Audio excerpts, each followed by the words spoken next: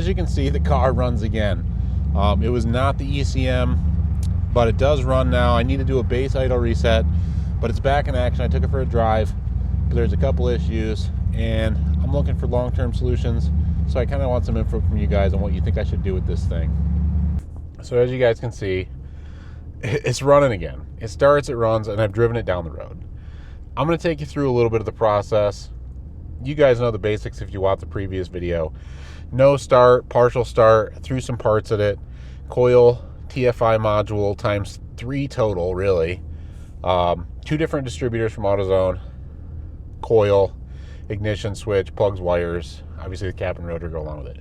So I threw like $450 in parts of this thing, including the computer. It runs now, and it needs a base idle reset. That's why the idle's surging. That's not a big deal. The problem is when I drive it still, it cuts out. Driving, happy, happy, happy, boo, doom, doom, cuts out just like that. It's somewhere in the wiring. I'm going to do a test on the PIP signal one more time, but my thoughts are long-term. I want to drive this car. I want to use it. I want to put thousands of miles on this thing. And I want to be really clear. It isn't perfect. There is imperfections. It has a cracked dash. The steering wheel's gross. The seats are ripped up. There is rust. But I want to use the car. I still think it's good and usable. And I'm not a throwaway culture guy. And it's still got a lot of life left in it. There's a lot of good things. So my first thoughts were coming into this that I was actually going to get a carbureted car. Something older, something from the mid-70s, late 60s, something 4-door, something cheap. This car kind of happened. Great. I had the issues with the fuel injection. Well, at this point now, I've got trust issues with the electrical system in this car. It's almost 40 years old, you know? And that's age. It's a good car, but that's age. It's nature. And so the place I'm stuck at now, and this is where I need you guys' help, I'm going to go one of two ways. I'm either going to take the original EEC4 computer system out of the car and I'm going to replace it with Holley Terminator X fuel injection, which replaces the fuel injection box, which replaces the harness, sends all the wires to the coil. Those are all new. All the wires to the fuel injection are new. Everything to the TFI to the distributor, everything's new. Whole new engine harness basically for that side, the ignition and the fuel side, with a few splices for a couple things. It's $1,550 for the kit. It's basically a Fox body kit. And then another $400 or $500 for a Holley distributor that eliminates TFI, because if I'm going to do it, I don't want TFI. Or there's a second option. I rip out the EEC4, same as before, but I also rip out the TFI distributor and the entire fuel injection system and replace it with a carburetor. I've talked crap about people who carb swap EFI cars for decades. Please don't get me wrong. I'm typically not that guy. But let me run down the list. Now, you know, it's a little over $2,000 just for the parts to swap this thing to Holley with a good distributor that isn't TFI. All the aftermarket TFI distributors seem to suck or be spotty. And I want to put thousands of miles in this, tens of thousands of miles in this. I want to use this car. And originally, like I said before I bought it, I was going to get something from the 60s or something that was carbureted and yada yada. So hear me out. Marketplace intake, about $150.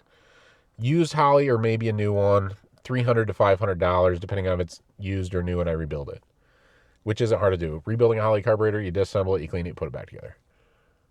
Fuel pressure regulator that keeps the return system, goes right in place, gives me like a 5 or 7 PSI or whatever output that I need. It's adjustable for the carburetor. An HEI type distributor, which is the entire ignition system. You got a coil on top, you got a pickup, one wire to power on to turn this thing on, one wire out for a tack pickup. That's your whole ignition system. It's just the distributor unit with a coil. That's the entire ignition. No miles of wires to a computer or any of that. It's gone. It's all simplified into one unit. A couple $100 for one of those, and a TV cable kicked down in a bracket. So a couple $100 for that, a couple $100 for this, a couple $100 for that, but whatever. We'll say $850, maybe $900 to do it with like quality parts and do a good job. Convert this thing to a vacuum secondary carburetor with electric choke. I'm really torn. I need your guys' opinions on this. I've asked a few people. But you got to remember, I want to use this car. I want to use it every day. I want to be able to troubleshoot it. I want to fix it. It's no showpiece. The seats are ripped up. The dash is cracked. There's rust.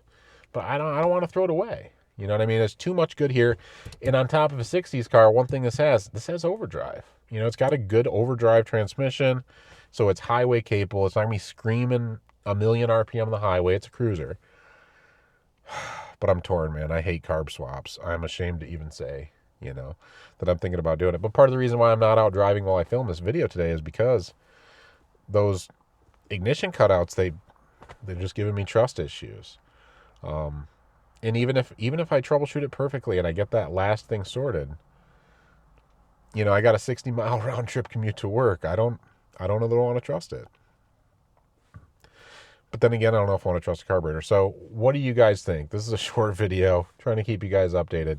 Yes, it runs now. Yes, it drives now. Yes, I have trust issues. No, I'm not going to throw it away. Should I spend, you know, $2,100 to Holley EFI it and see? Keeping a lot of the old harness for other functions, but mostly the EFI and the ignition is new. Or do I carb swap it, HEI it, fuel pressure regulator it, TV kickdown cable it, and call it a day? I'll be really curious what you guys say. I'm pretty torn on it myself. But I need your feedback, and honestly, whatever the vote is, that's the way I'm going to go. So, if not, if I go the Holley, it's a learning curve, maybe overcome, because it might be something that I could do to the Mustang in the future. Has the same ignition system, and at this point, I'm pretty well sold on that idea. But the carburetor is a much cheaper option, and this is a budget car. I'm so ashamed. I'm so scared of the comments. You guys are going to rip me apart. But yeah, that's it for today. Let me know. What do you think I should do? It runs again. Carb or, you know, more expensive aftermarket EFI. Let me know in the comments. Heckle me. I can take it. Roast me. What do you think I should do? Yeah. Until next time, spend smart. It's hard for me to say that now with a straight face because I'm blowing money like an asshole. Spend smart. Be safe. Have fun. Enjoy the drive.